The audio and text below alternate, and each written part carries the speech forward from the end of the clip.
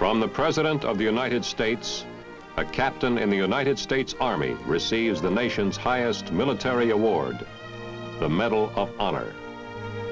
In a violent 5-hour battle triggered by a full-scale attack on the detachment he commanded, he personally led a successful defense operation, repeatedly exposing himself to enemy fire. He was wounded 4 times. In this engagement, his citation says, he displayed conspicuous gallantry and intrepidity in action above and beyond the call of duty. The proud old phrase summons memories of brave deeds from the long past of America's military history. But the tribute to Captain Roger Donlin is not a reflection from the past. It is a page in the burning history which is being written today. For it is December 1964 as Captain Donlin stands in the White House to receive his award, and the courageous action described in his citation took place only a few months before in the Republic of Vietnam.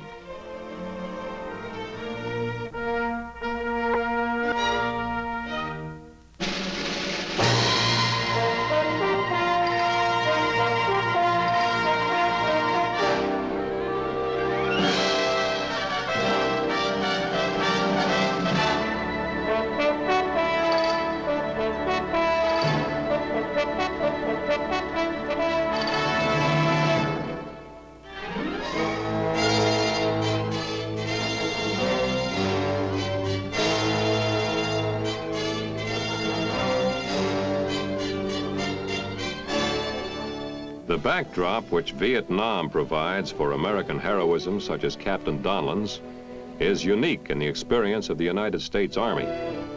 U.S. servicemen have had to adapt themselves to terrain that varies from the Mekong Delta in the south to the vast Annamite mountain chain in the Central Highlands, and to even greater differences in population traits and general environment. And everywhere, the war, with its strange nightmare quality, makes its presence felt. It is a dirty, many-sided, complex struggle, a twilight war fought in shadow and stealth, on battlefields which flow like the sea and whose battle lines change with the night.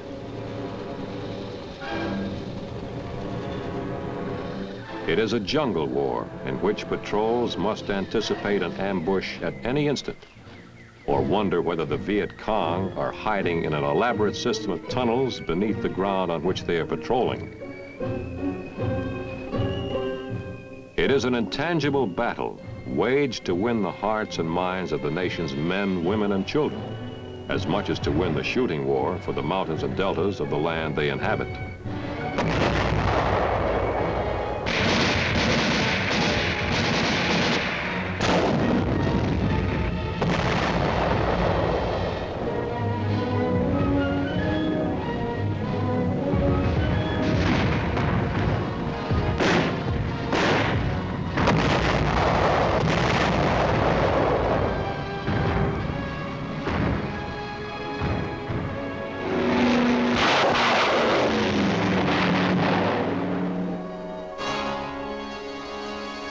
The emotional and political climate in this torn and tragic country, and the evidences of instability and political immaturity, are often confusing and frustrating to American eyes, which look for harmony in a nation fighting for its survival.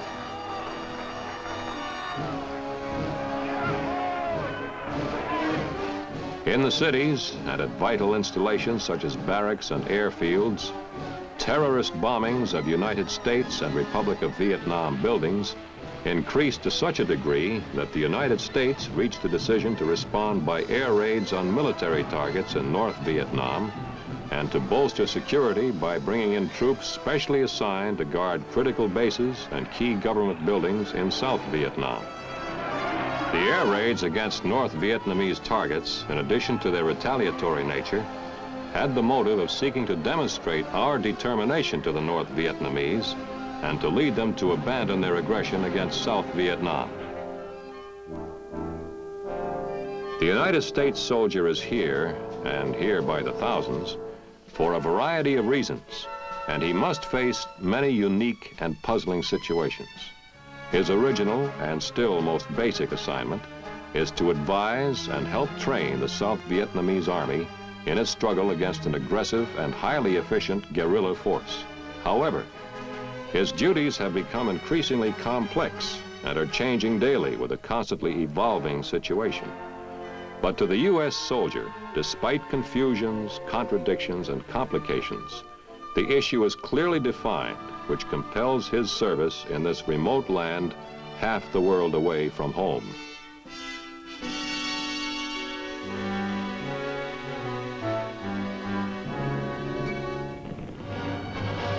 The legitimate government of the Republic of Vietnam is in a fight for its life. It is under attack, as it has been for a decade, by an enemy whose face and whose aim are now well recognized. The face is that of communism.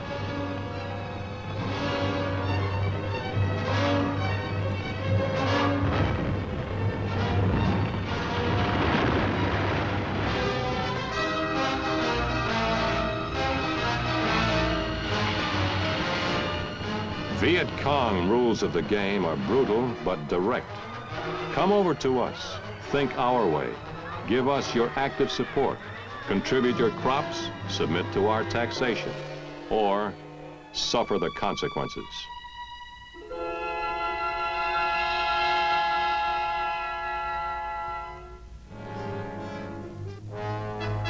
The aim of the communists is to establish control over all of Vietnam.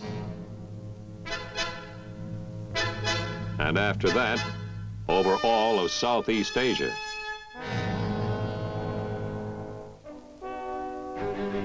The Republic of Vietnam has asked the United States for help. The American soldier is here in response to that plea. That is the issue. The job itself, which the soldier is here to do, is also clearly defined: to give assistance and advice to the Vietnamese forces, so they will be better equipped to win their struggle. Dedicated, highly trained in all phases of counterinsurgency, these specialists in helping Southeast Asians to help themselves exemplify the best elements of the term most often applied to them: advisors. Each serves as teacher, friend, diplomat, and soldier. Many of their duties are routine. Except for the language difficulty, teaching Vietnamese how to fire a mortar is not too different from instructing U.S. trainees at Fort Benning, Georgia. The same applies to teaching the Vietnamese how to throw hand grenades.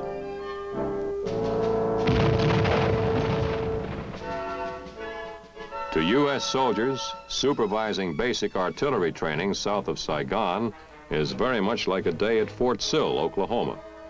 The payoff comes soon, however, when the target is the Viet Cong.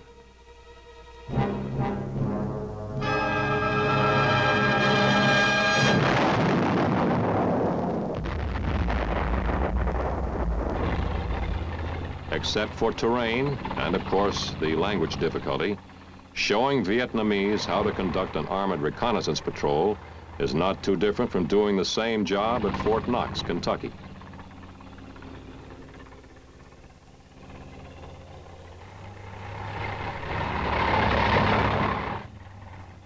However, training the South Vietnamese soldier in patrolling, small unit tactics, or practically anything else does present at least one extraordinary problem. Most training areas in South Vietnam have been described as islands of semi-security in a sea of Viet Cong guerrillas. Therefore, many training exercises are tactical as well, since the Viet Cong frequently ambush or attack training units. This practice maneuver north of Saigon escalates into the real thing as the Viet Cong hit them with mortars and harassing small arms fire. The training unit acquits itself well in its first taste of actual combat, routing and pursuing the guerrillas.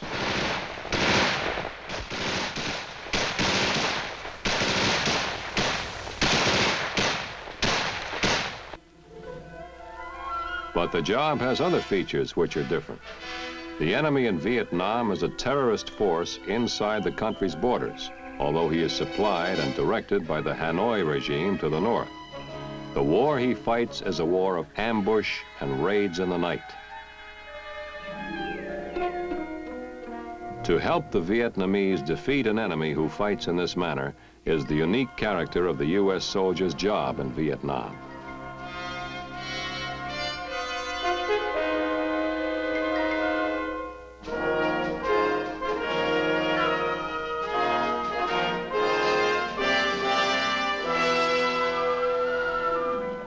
It is a dangerous and complicated job. An advisor can only make suggestions to the Vietnamese. He can issue no orders. But he can suggest by setting an example. If, for instance, a Vietnamese unit commander is sometimes reluctant to send patrols into Viet Cong-infested areas, the U.S. soldier can volunteer to lead them in an advisory capacity. When these patrols prove successful, the Vietnamese commander will be won over and will send out his own patrol leaders. For instance, he advises on the proper techniques in the conduct of a firefight. He assists in the planning for reconnaissance missions and conducts necessary debriefings of the patrol members. By active participation, he instructs the Vietnamese in the establishment of ambushes. In all of these functions, his role is that of an advisor, but he is ever ready to participate actively with the Vietnamese. The war here requires a constant battle of wits, a careful, resourceful hunt for the enemy, to ferret him out of the jungle and the other hiding places which give him protection. For U.S. soldiers teaching this kind of warfare, the classroom is the battle area itself. Capture of prisoners and identifying the source of their weapons confront U.S. soldiers with additional responsibilities. Interrogation of prisoners presents a major and continuing problem.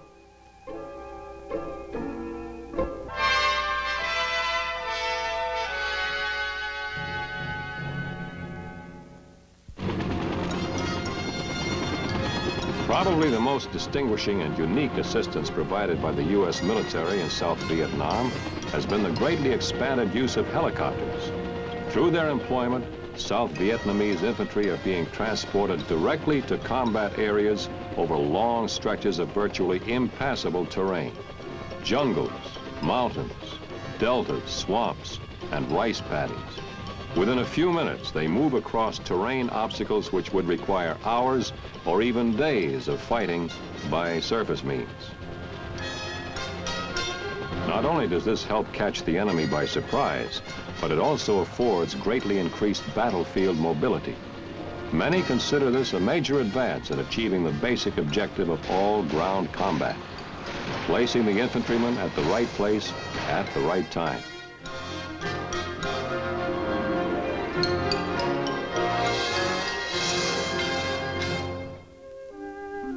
It requires, too, this strange war in the remoteness of Vietnam, an effort relatively new to warfare, a campaign to develop, increase, and maintain the allegiance of the Vietnamese people to their government.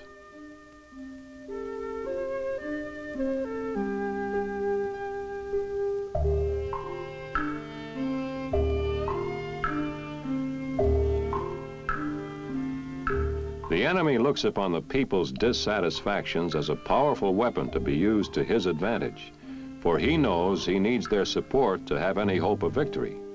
Where there is hunger, where there is disease, where there is misery, the communist insurgents attempt to persuade the people that their troubles are the result of government evil and would be eliminated with a communist victory.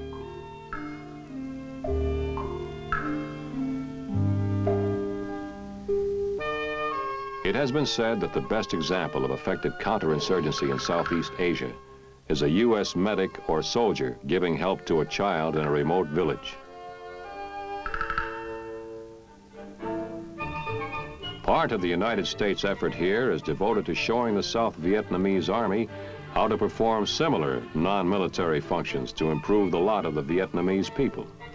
Typical projects undertaken by the Vietnamese military under guidance of their United States advisors are digging wells and building bridges and schools, in addition to providing medical and sanitation services. This policy has been expanded into a comparatively new humanitarian method of waging war. For example, how best to secure a village against the Viet Cong. One answer may be to help the villagers build a bridge over which they can bring their produce to market. The tactics of the Viet Cong are to attempt to win over the villagers by propaganda and promises, and to terrorize them if they do not respond. The most effective counteroffensive may be to convince them, by deeds, not promises, that the government is their friend, their benefactor, and is worth fighting for. The best way to accomplish this is by practical assistance in their daily struggle for existence. In a word, by compassion. The nature of the actions and the motivations are humanitarian, but they have very definite military applications as well.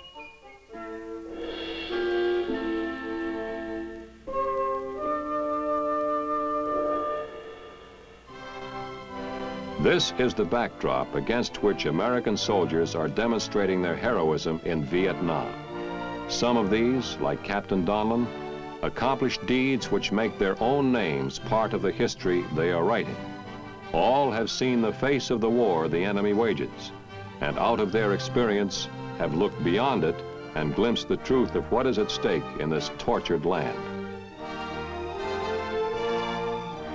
Perhaps their story and their feelings are best conveyed by another U.S. soldier, Captain James Polk Spruill, who died a soldier's death on a mountain road in Vietnam, and whose story is told in this reenactment. In letters he wrote to his wife before he died, he put it all down as he saw it. It is a soldier's testament, but one of compelling importance to all his countrymen.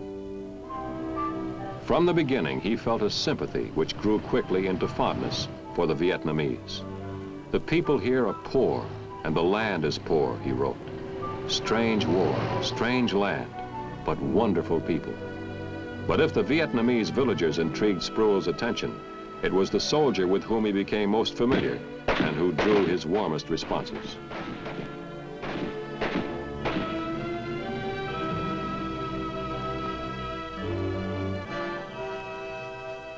It is a privilege to work with a Vietnamese soldier. Oh, it's frustrating at times, but he's the most genuine and warm human I've met. Simple, humble, willing, and warm. If the press judges them harshly at times, it would be well to remember that they have had their independence only 9 years. It was brought to my attention last night that we were once inadequately equipped and poorly trained, and that professional soldiers came from afar to aid the fledgling American Army in its fight for freedom and internal order. 2 of these advisors are well known, von Steuben and Lafayette. It is heartwarming to think of sacrifice fostered by those 2 men when they aided a nation in need. Experiences which warm the heart are never far removed from those which break the heart in the agony of war. Right now, I find it hard to think of anything. Yesterday, I helped patch up 4 children who had been burned by a white phosphorus mine laid by the Viet Cong. One was a little girl. We bandaged her punctured and severely burned little body. Her little eyes were burned shut, her nose and lips, and the skin over her entire body, and every time the embedded bits of phosphorus were exposed to the air, the poor little thing screamed. I was the only one the people would turn to. Indeed, could turn to.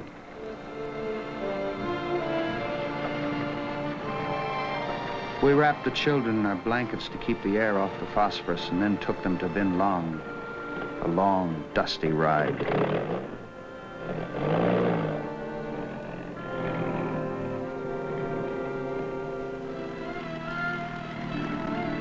The little girl amazed me because she was still alive when we got there. She was put in a chopper and taken to Can Tho. I don't know how she is, but I can guess.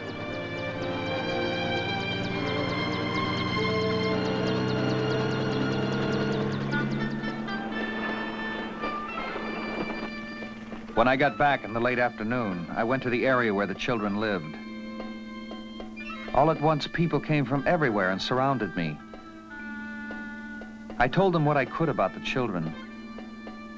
And suddenly, all of them lay down in the dirt at my feet in the most heartwarming demonstration of thanks I've ever experienced.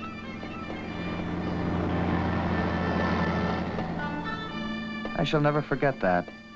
And I shall never forget that poor, tortured little girl who had nothing but me. And I was so inadequate.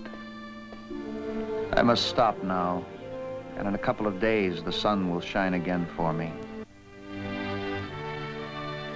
And of course, the sun did shine again. There were many moments of warmth and cheer. What a day I had yesterday. It was more social than usual. And I ate some things you wouldn't believe. I had octopus and dried bananas. How's that for a real combination? Last night, I taught the doctor, Lieutenant Han, and Lieutenant Hung to play casino.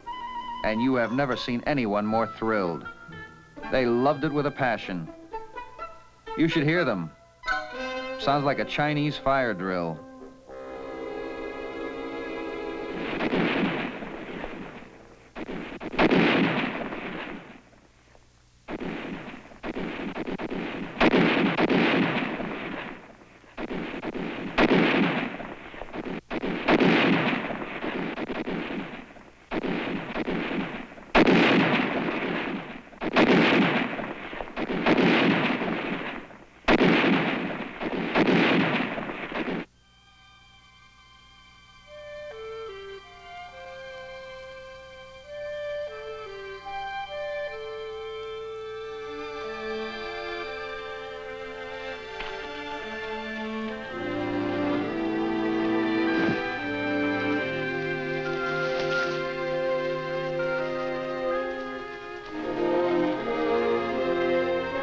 You can't imagine the comradeship and gratitude of these men when an American stands with them through danger.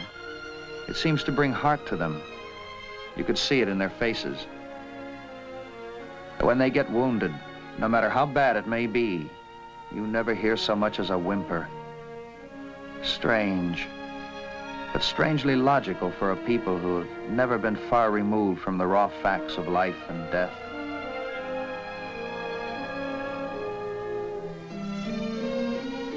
The days moved fast for Captain Spruill. He was heartened at the progress that was being made in his training program, and his own commitment was growing deeper all the time. I grow more attached to them every day now, he wrote of the Vietnamese soldiers. And again, he referred to them as the many friends whose lives and fortunes I have been privileged to share.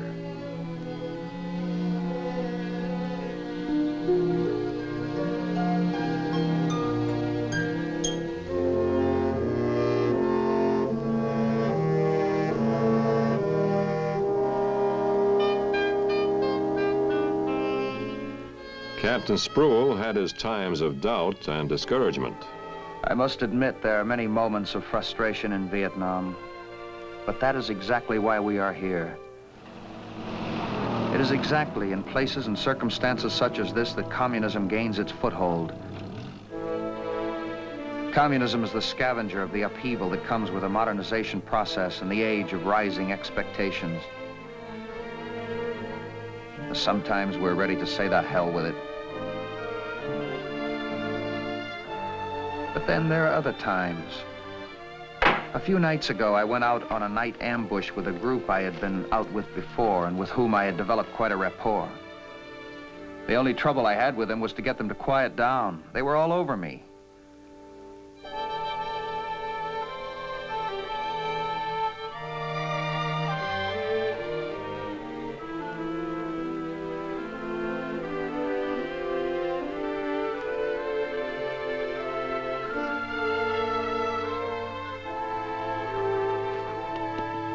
The leader of the group was amazed that I would share my water with him.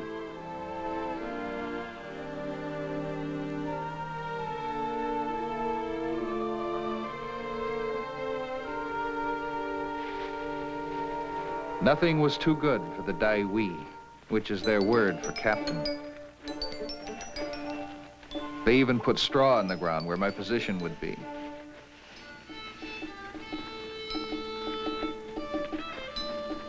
Ambushes require much patience, and one can get most uncomfortable after 11 hours of not moving. So the straw was quite welcome.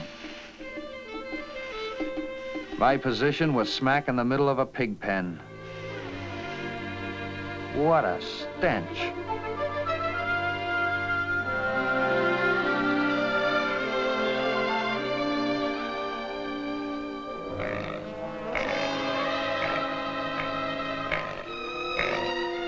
When morning came, the damn pig was right there with me. The eastern sky was magnificent. I'd never seen it so blood red, and I could almost hear music as I looked into its spacious beauty.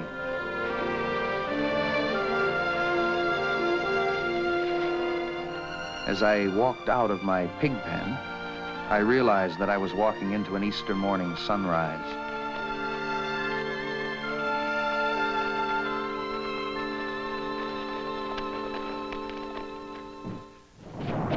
Much sweat, and I'm afraid much blood, remain to be shed. Progress will not be dramatic. It will in fact be painfully slow. One of our biggest enemies now will be impatience and despair in America itself. I feel that there's too much talk of despair. Above all, this is a war of mind and spirit, and it is a war which can be won no matter what the present circumstances are. For us to despair would be a great victory for the enemy. We must stand strong and unafraid and give heart to an embattled and confused people. This cannot be done if America loses heart. At the moment, my heart is big enough to sustain those around me. Please don't let them back where you are sell me down the river with talk of despair and defeat.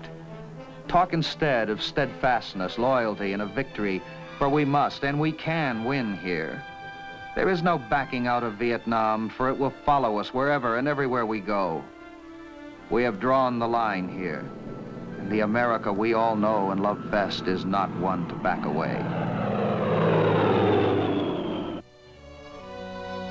In one of his earliest messages, Captain Spruill wrote, "I am where my destiny has led me."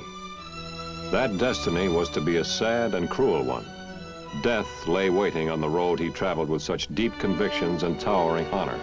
But before he left it, he illuminated that road well and clearly, and his nation is the richer for his service and for the testament of faith he left behind him, which speaks for all the men who stand at freedom's frontiers in Vietnam today.